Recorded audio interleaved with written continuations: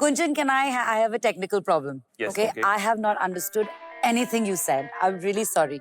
Like Oh how my this God. works, what it is. Can you explain it to me in a much simpler way? Also, like for an audience that's watching, what have you made and what does it do?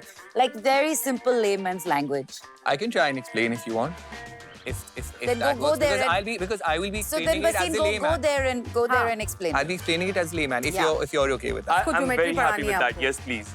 And you have to give me marks. Yeah. Okay? Basim, you're channeling Gunjan. Right. Okay. So So Go this is for what it. you have. You have a screen at the top. okay. Okay, essentially a projector.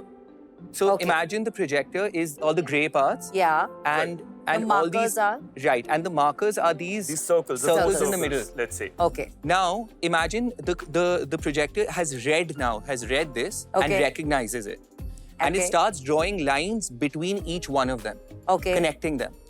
Now you have the ability to move these rounds to different parts of this white space, and it's dynamic. So as you move it, the connecting shape will lines, update. the shapes are changing. Along Great. with that, it will also tell you what degrees it's changing to and what the surface area Sir, is. And excuse but me, what sir, am I one going to use question. this for? For interactive learning. So this was part of my feedback. I struggled with mathematics as a kid. If this was introduced to me as a child, I think that comprehension of shapes, angles, degrees, and everything else that comes with it, I would be able to absorb much faster. Sir, may I jaun, sir? Sir, Thank yes, you, and Basim. full Well marks done. to you Yeah, for the I got it, explanation. yeah? It was I got it right? perfect. Okay, Yes, awesome. absolutely.